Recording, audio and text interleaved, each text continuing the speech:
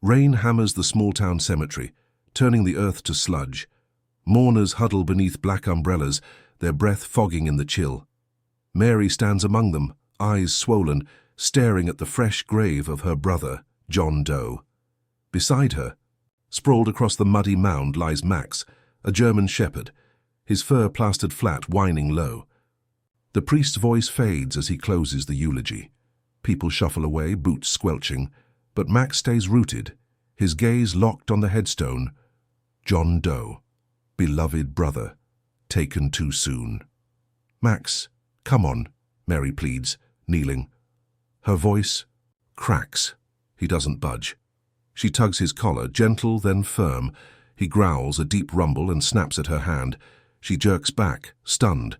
Max never bites. Not her, not anyone. The crowd's gone now, leaving only the patter of rain and the dog's soft whimpers. Night creeps in, shadows stretching across the graves. Mary shivers, soaked, but can't leave him. Then it happens. Max lunges at the dirt, paws clawing frantically. Mud flies. "Max, stop!" Mary shouts, grabbing his scruff. He ignores her, digging deeper. Something glints in the soil, a small metal box, half buried. Heart-pounding, Mary snatches it, fumbles the latch open. Inside, a letter folded tight, her name scrawled in John's shaky hand. She unfolds it under the dim glow of her phone. "Mary, if you're reading this, I'm dead. It wasn't an accident. Beware of Mr. Smith. He's not who he seems. Protect Max. He knows the truth." Her breath catches. Max stares up at her, eyes sharp, urging. Lightning splits the sky. What truth? What did John hide? And why does Max guard this grave like a sentinel? Mary sits in John's cluttered living room, the letter trembling in her hands. Max paces, restless, his nails clicking on hardwood. The house smells of him, coffee, leather, dog hair. Grief claws her chest. She hasn't seen John in years, not since their fight over his reckless life. Now he's gone, and this cryptic warning is all she has left. She reads it again. Mr. Smith. The name rings vague. John's old business partner, maybe. Max whines, nudging her knee. "What do you know, boy?" she murmurs. His ears perk, and he bolts to the fireplace, scratching at the bricks.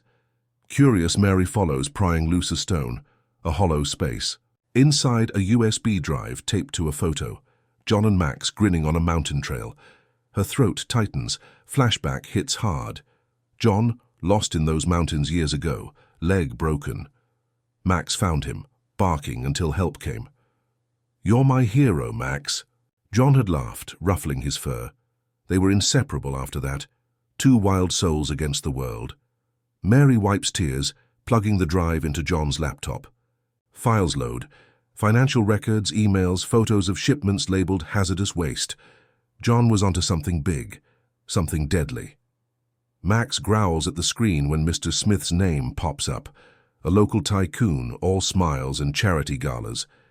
"He's hiding something," Mary whispers. She digs through John's desk, finding a journal. Scribbled inside, "Smith's dumping toxins. I've got proof. If I don't make it, Max knows where it's hidden." Her pulse races. Max paws the door, insistent. She grabs his leash. "Show me." They trek into the woods behind John's house, rain soaking them. Max leads her to a hollow tree where a waterproof pouch waits. Inside, photos of barrels leaking green sludge into a river. Evidence. But not enough. She needs more. Back home, Max curls beside her, head in her lap. She strokes his fur, whispering, "We'll find who did this, I promise." His eyes meet hers, grieving, trusting. They're in this together now, bound by John's ghost. Mary's phone buzzes. Tom, John's colleague, texts. "Heard about John. Meet me. Got info." She hesitates, but Max's calm stare pushes her forward. They meet at a diner, neon flickering. Tom's jittery, eyes darting. "John was investigating Smith," he says. "Illegal dumping. Smith found out." Mary shows him the photos. I need the rest of the evidence," Tom urges.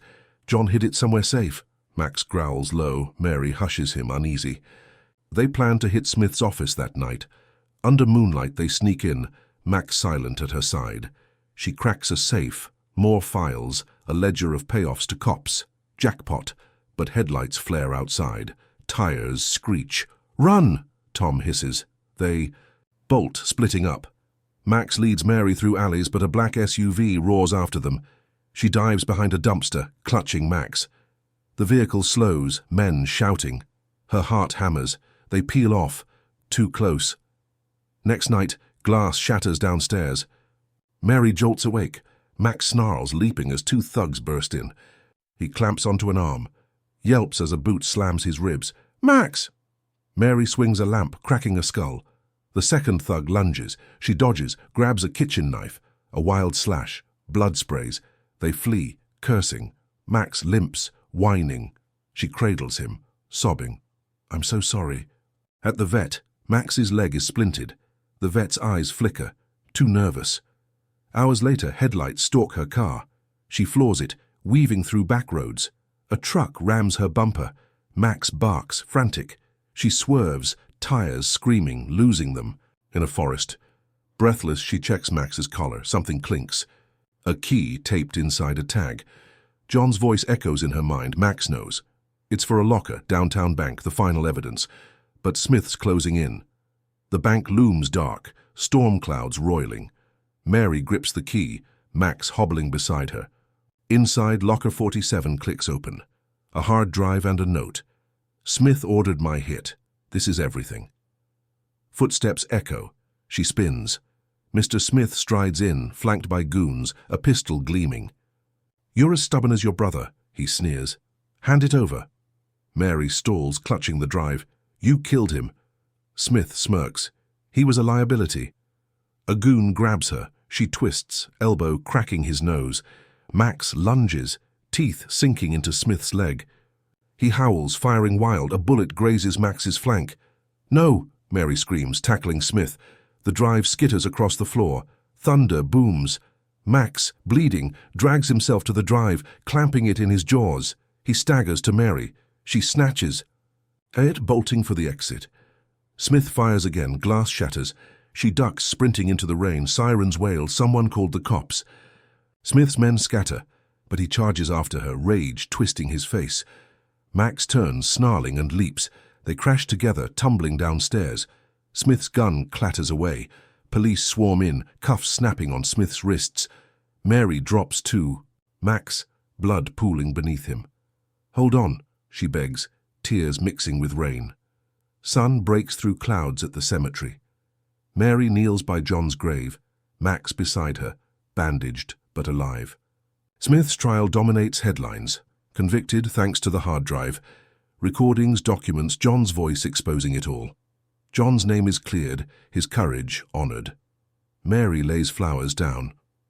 "We did it, John," she whispers. Max barks soft, resting his head on the stone. Peace settles over them. Later at home, Mary scratches Max's ears. He's her family now, her anchor. She smiles, a weight lifted. They walk into the sunset, a new bond forged in loss and triumph. But questions linger. What else did John uncover? What other fights wait? What would you do for loyalty like Max's? Share your stories below. If this tale gripped you, hit like, subscribe, and ring that bell for more. Could Max's nose sniff out another mystery? Stay tuned.